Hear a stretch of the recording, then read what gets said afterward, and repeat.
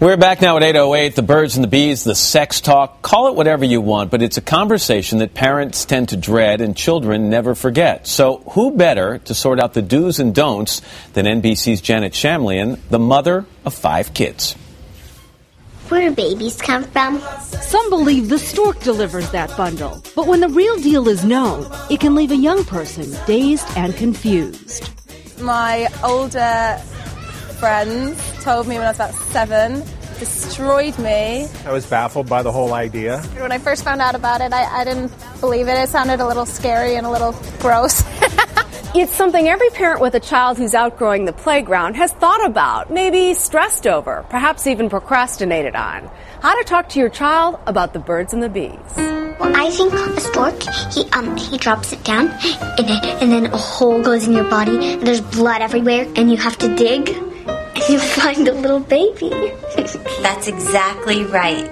If you constantly give baby answers or use euphemisms or make up fairy tales, that's just making you not credible.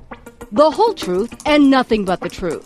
That's the way Kim Redding and Missy Lavender decided to go when they found their 9-year-old son Wiley peeking around on an adult website. To him, it wasn't about sex.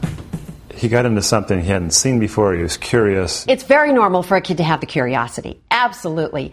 And the reality of our wired world is that they can Google in sex and get a whole bunch of things. I took a breath and I said, your dad will be up in 10 minutes. At which point I went down and got Kim. I told him, Wiley, now I want you to know you're not in trouble, and when Daddy was a little boy, I was curious about what a girl's body looked like too, and we're going to talk about how babies are born. I think at 9, they're so innocent in so many ways. They still call you mama, they still want hugs. The time to start talking about the birds and the bees is start early and talk often. I went through the book and we went through all the anatomical names and how babies are made and how they're born and all that. Once we got done, it was, okay, let's go play catch. It's a different world. The fact that a child can Google sex, we didn't have those opportunities. Opportunities that leave lifelong lessons and one conversation seemingly etched into a child's mind forever. For today, Janet Shamlian, NBC News, Washington.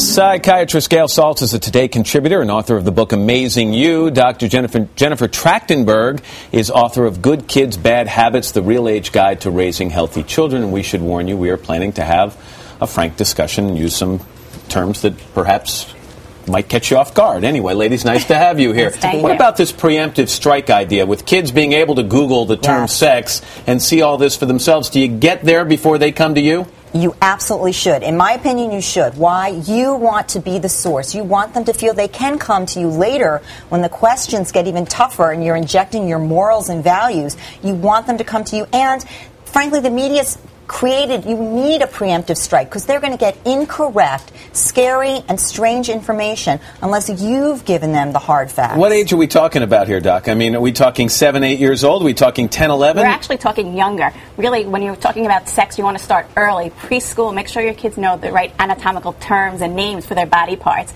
And then as they get into elementary school, you want to talk about puberty. But I think the hard and toughest questions for parents are those ones that need to be discussed during the middle school years. Right. The ones like sex and contraception. Details, does that depend on the age or the individual? In other words, you look at your particular child and say he or she is ready for this level of detail. It's a combination because not all kids develop at the same pace. So you want to hear what their question actually is, which will give you a clue to developmentally what they're ready to hear. So, for instance, if you've told them, you know, women have eggs and men have sperm, and an egg and a sperm come together, and that's when a baby grows. When they say, well, hey, if an egg's over here and a sperm's over there, how exactly does that happen? It's magic. They're telling you. Ask your father. They're telling you. Or buy a book. Developmentally, they're ready. Let me go through some questions from our viewers. Raquel S. I have a 13-year-old son. He says he has a girlfriend, and I like to believe that it's not that serious, but he's at the age where his body is changing, and I'm starting to worry about the whole sex issue. How can I approach this topic so that he takes me seriously,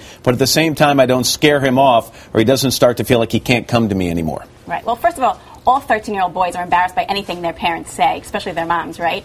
So as parents, you really just need to keep on being persistent, keep having these talks with them, let them know that you are the good source of information and that you'll listen to them, and that you do want to have these conversations with them. All right, Gail. Tamara asks, I was watching a movie with my two girls, 12 and 10, when the mother in one scene asked her son if he had been masturbating behind a locked door. Instantly, my youngest turned to me and asked what masturbating was. My 12-year-old also turned toward me in curiosity. What was I supposed to say? I was completely caught off guard. You were caught off guard because... Not me, this person. Right, you, Matt, were caught... Tamara. No, this person was caught off guard because we're uncomfortable talking about it because we're thinking about the fantasies in our own head. But really, for kids, it's very matter of fact. Masturbation means touching your genital or rubbing your genital because it feels good. And guess what? Everybody does it. There's nothing wrong with it, but you do it in private.